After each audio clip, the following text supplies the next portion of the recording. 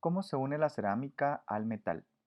Es importante reconocer cuáles son los mecanismos de unión de la cerámica dental con el metal colado. En este video se describirá cada mecanismo con la finalidad de comprender mejor la lectura. Existen cuatro teorías. Están las fuerzas de Van der Waals, las fuerzas de retención micromecánica, las fuerzas compresivas y la unión química.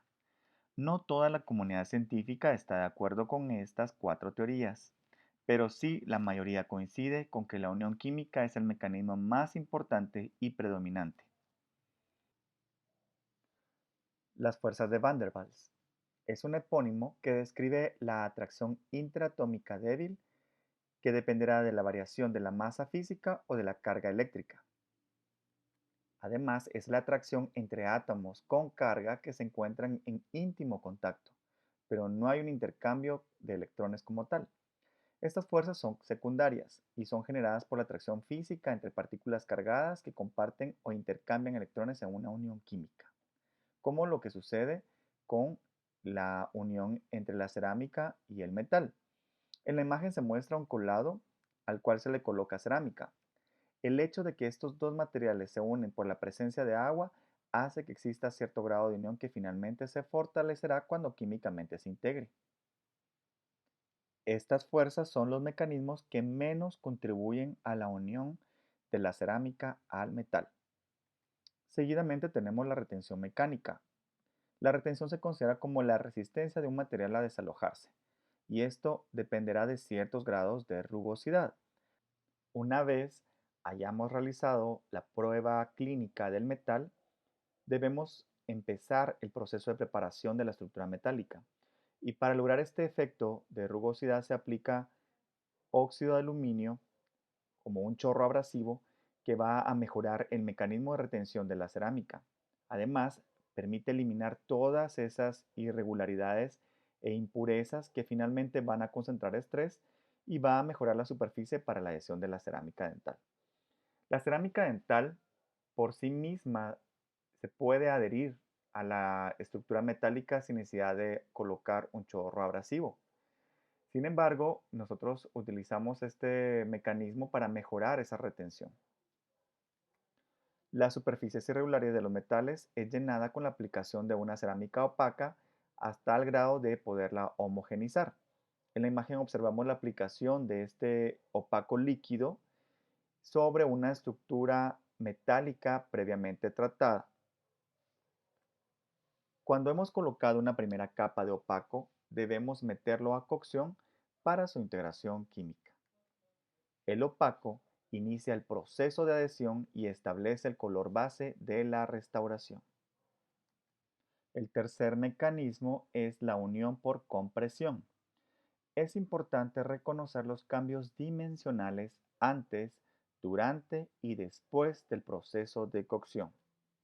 Para entenderlo es importante reconocer que a gran escala las áreas de los conectores son las áreas de mayor concentración de fuerzas tensiles y compresivas, y en la interfase metal-porcelana va a verse afectada por esto. Sin embargo, para garantizar que la cerámica resista a estas áreas en el día a día en función, debemos comprender desde su unión con el metal. El coeficiente de dilatación, o más bien conocido como el coeficiente de expansión térmica o de dilatación térmica, es un cociente que mide el cambio relativo de longitud o volumen que se produce cuando un cuerpo sólido o un fluido dentro de un recipiente cambia de temperatura, provocando una dilatación térmica y asimismo cuando se contrae. La cerámica opaca se aplica a temperatura ambiente y después se debe someter a cocción a una temperatura aproximada de 930 grados centígrados. A esta temperatura el metal y la porcelana se van a dilatar y al terminar el tiempo de cocción se empieza el proceso de enfriamiento o también conocido como cooling. Cuando se enfría una restauración con cobertura total de cerámica, el metal contrae más rápido que la misma, pero esta va a resistir por el bajo coeficiente de expansión térmica. Estas diferencias en los rangos de contracción en el momento del enfriamiento crean fuerzas tensiles y lo vamos a identificar en la imagen con una T. Y al mismo tiempo va a corresponder con fuerzas compresivas en la cerámica que observamos en la imagen con la letra C. Es por eso que los fabricantes recomiendan que los coeficientes de expansión térmica de los metales sean mayores que los de la cerámica. Como observamos en la imagen, el coeficiente de expansión térmica del metal va a ser mayor que el del opaco. Y esto es importante que lo evaluemos para que estos cambios dimensionales compensen durante el enfriamiento y así disminuir las áreas de estrés. El último mecanismo de unión es la unión química, y esta se va a dar entre los óxidos de la porcelana opaca y los óxidos de la estructura metálica.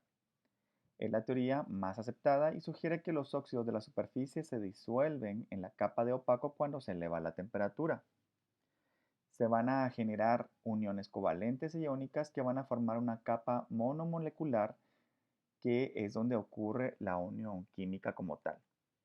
La superficie de óxidos producidos por la superficie del metal se unen químicamente con los metales de la cerámica opaca, produciendo esta zona de vidrio modificado. Y la relación entre el metal, la capa de óxidos y la cerámica dental se considera como el mecanismo primario del proceso de adhesión metal-porcelana. Es por estos cuatro mecanismos que logramos la unión de la cerámica al metal, y uno es complementario del otro, principalmente hace la unión química. Una vez terminado esto, podemos continuar con la aplicación de la cerámica de recubrimiento para otorgar anatomía y estética a la restauración. Muchas gracias.